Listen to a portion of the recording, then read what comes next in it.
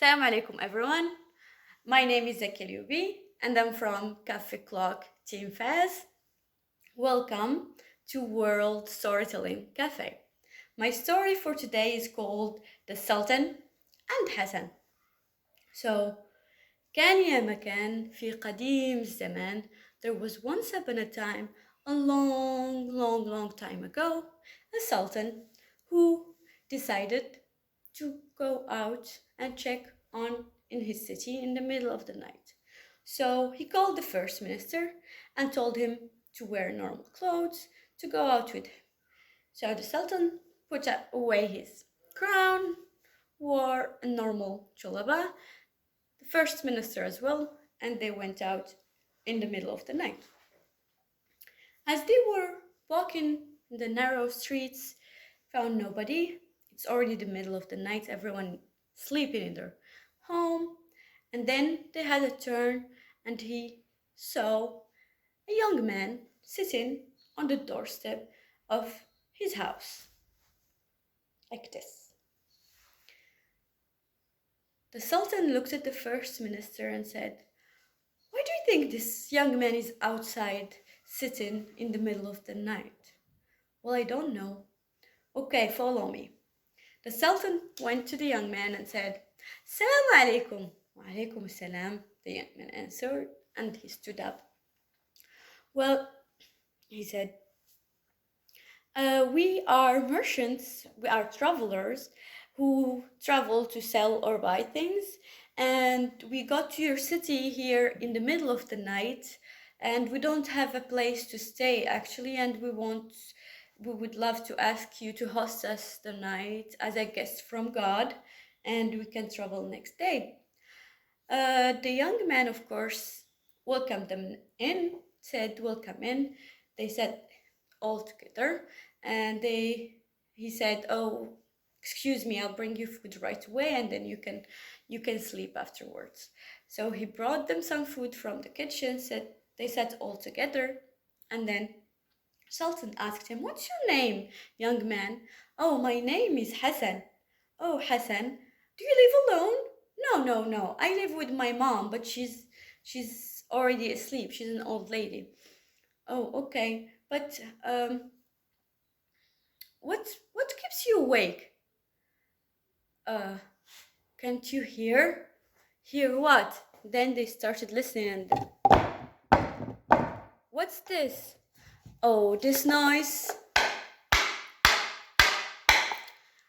And they listened carefully, and it was a very loud noise. "Oh, this is a merchant, our neighbor, who sells herbs, and he works day and night. He have people working mashing herbs day and night, doing this noise. Weekends or weekdays, it doesn't matter, every day.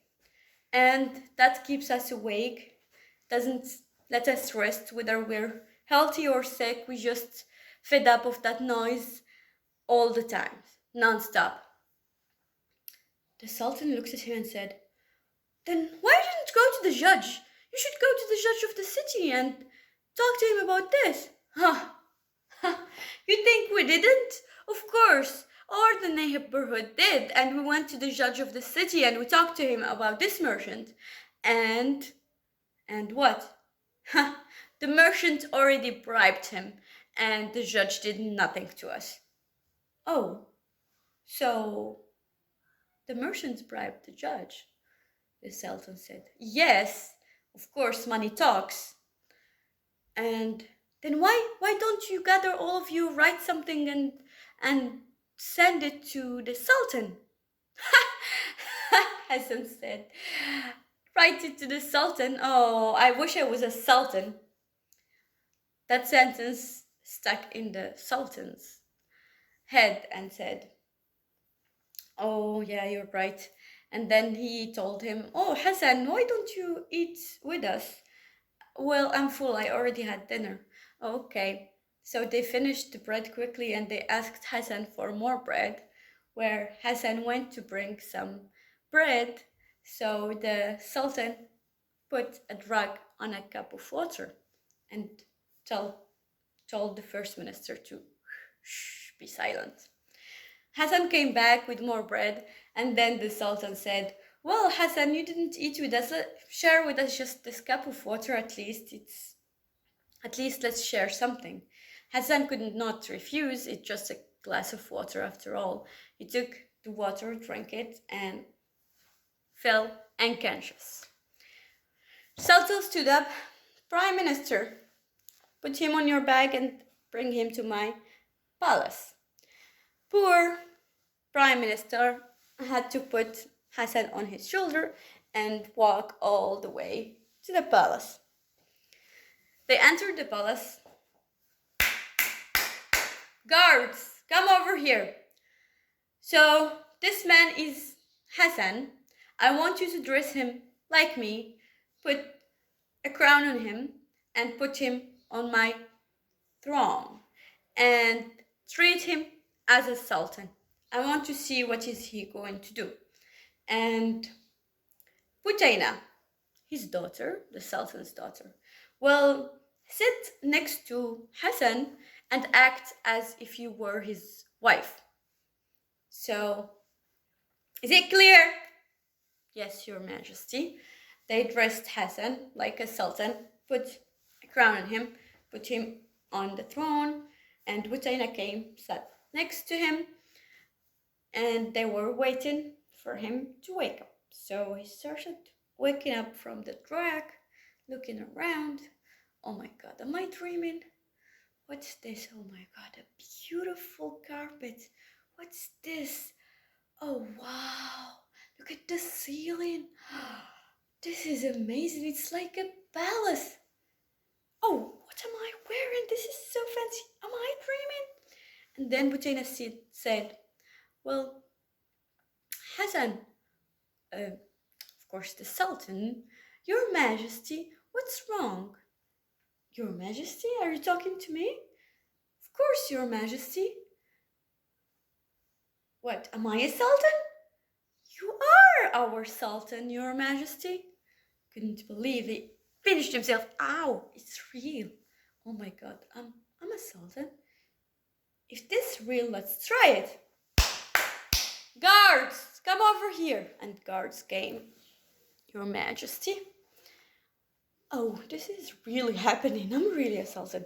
"Okay, so I want you to bring me the merchant who lives in this neighborhood and the judge of the city right now in this minute. And I want you to take this 1,000 golden dinars to this old lady who lives in this neighborhood." And he gives them the house where his mom lives. And he sat waiting. Of course, the guards went out, talked to the real sultan, who was watching everything from a window above, and he said, "Just do what he said." In no time, they brought the merchant and the judge of the city in front of him. The sultan stood up and said, "You, merchant, you think you're above the law? You think you can do whatever you want? Well, your job has a lot of noise. It can be in the city. You're disturbing all the people around you. So instead of cutting your head off, I'm going to give you another chance. Your job has to be outside of the city because it's too noisy. From now on, no noise inside the city." "Yes, Your Majesty, thank you for your mercy." "And you, the judge, who you call yourself the judge, you can't even do something nice for the people, do the right thing and follow the law? You got bribed from the merchant and not do anything about it? So, instead of cutting your head off, I'm going to give you another chance to live. So, you're no longer going to be a judge, and you have to give back to this city all the money you took while you were a judge." "Your Majesty, I'm sorry," and they both dismissed. He went and sat next to Butayna, his wife, where she was looking at the window where her father, the Sultan, looking at her and giving her a sign, the sign that he gave her to give Hassan a glass of juice, and that juice has drug in it. So she said, "Oh, Your Majesty, you must be tired after doing all of this. Well, take this glass of juice." Took the glass of juice, drank it, finished it, and then fell unconscious again. So the Sultan came, ordered the guards to put Hassan in his room inside his house without anyone noticing. And next day, his mom came, waking Hassan. "Hassan, wake up!" "What's going on, Mom?" "Well, the Sultan has sent us 1,000 golden dinars." "What, Mom?" "I sent you that." "Oh my God, Hassan, are you sick? What's wrong with you?" "No, Mom, I did. I was a Sultan yesterday. I sent you the money." "No, my dear, are you in shock? The Sultan has blessed us with this money, and he also stopped the merchant from doing that noise here." "Oh, Mom, no! I was the one to do this. I was the one to send you the money. I was the one to stop the judge and the merchant from what they were doing." "Oh my God, my son has gone crazy." So the old lady ran to his uncle, told them to come because her son is going crazy. He's claiming he's a sultan, and that is dangerous. We don't want anyone to hear that. So his uncles came and they started talking to him, and the same thing happened. "I'm a sultan. I was a sultan yesterday. I was the one to send my mom the money. I was the one to stop the merchants and the judge." Oh my God. They looked at each other. They jumped, hold Hassan, tie him up, put him inside the room and said, "Well, lady, your son has gone crazy. Please do not let him out, otherwise he will be jailed for what he's saying. So let him inside the room and just give him food. He's gone mad." Indeed, that's what happened. Going back to Butayna, the Sultan's daughter. Butayna stopped eating. She stopped doing the activities that she usually does, and her mom noticed, and she knows why. So she went to the Sultan and said, "See what you've done there?" What's going on, woman? Why are you screaming?" "You've done your little play and you didn't think about your daughter." "What's wrong with Butayna?" "She's in love with Hassan." "What?" "Yes, because of your little play now, she's seen Hassan, how he was reacting, and she just fall in love with him, and now she can't eat, she can't do anything all day, she's just wandering and looking at the ceiling, doing nothing." "Oh, well, if she loves Hassan, I guess he's a good man. Well, after all what he's done was good. He did not forget his mom, and he did good with the merchant and the judge. He just did fantastic, and I guess he's a great man, so why not?" So the Sultan called the first minister and told him to wear normal clothes to go out, this time to the house of Hassan. So they wore normal jalabas and they went to the house, knocked the door, and the old woman opened the door. They were shocked that Hassan was not the one to open the door. So they said, "Salam alaikum, alaikum salam. Well, we are merchants and we would love if you can host us tonight as a guest from God. and next day we'll travel because we have no place to stay. The old lady said, well, I'm an old woman who lives alone, but, well, come in, just come in, you can sleep here. Do you live alone? No, no, I have a son who has gone crazy. He's been claiming he's a sultan. And he's in his room, he's locked there, and we don't let him in. The sultan looked at the first minister and said, oh my god, we drove. In his mind, oh my god, we drove the guy crazy.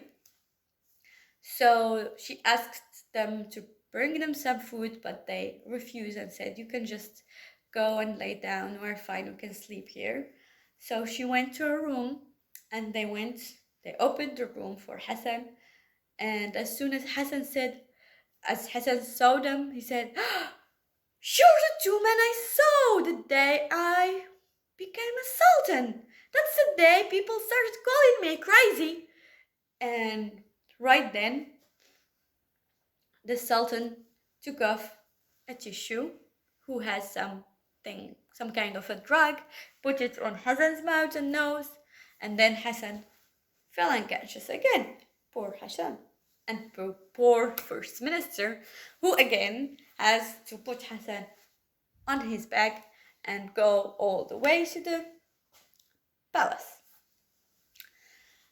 The sultan, guards, come over here. They came all around and said, well, remember last time, you remember Hassan, so I want you to do the same. Put my clothes on him, put my crown on him, put him on my throne, and act as if he is a sultan. They did the same, and he went and called Butaina to come and act as if she was his wife. So Butaina was happy to do that acting again. She came and sat next to him, and waiting for him to wake up, he started waking up, looking around. Oh my god, not again. Am I in a dream? This is not real. This is not real. Ow. I don't think it's not real. It is real. I'm hurt. What? And then Butaina said, Your Majesty, what are you saying? Oh, and now you're gonna say you're my wife and I'm a sultan. Of course, Your Majesty, I'm your wife. And you are the sultan. So he looked at her and said, if you're saying you're my wife and I'm a sultan, then you wouldn't mind if I hacked you. And then before he hugged her, she stopped him. No, stop, Hassan. He stopped. Just tell me now, what's going on? I'm not going to let you go till you tell me what's going on. Am I in a dream or what's going on? Then the sultan came and all the guards and said, Hassan, stop, I'm going to tell you. Oh, you're the man who came that day with this man next to you and... Okay, just hold on, I'll explain everything. I'm a sultan. Oh, Your Majesty. Then he stood still and looked down. Well, after what you told me that day, I wanted to see how are you going to react, because you said you wish you were a sultan. So when I brought you here and let you act as a sultan, you did good. Actually, you were a good person. And what I didn't think about is that my daughter Butaina will fall in love with you. So now I brought you again to tell you if you want to marry my daughter Butaina. After all, you're a good man, and I wouldn't want as a husband for my daughter better than you. Hassan, this time did not need any drug or anything. He fainted from the shock. And he woke up on his mom doing what we call in Morocco zgharet. My son is going to marry the daughter of the sultan. And they got married. They lived happily ever after. And that is the end of my story, ladies and gentlemen. What I want to say something about our culture. before finishing the video. This behind me is what we call Zakia, the fountain. It's normally in the old Medina. If you come to Fez, it's in the old Medina, in outside or sometimes in some riads or houses, where people used to go and take money because water, because before there wasn't water in each house, so they would go to the saqayas, to the fountains in each neighborhood, and bring the water to the house.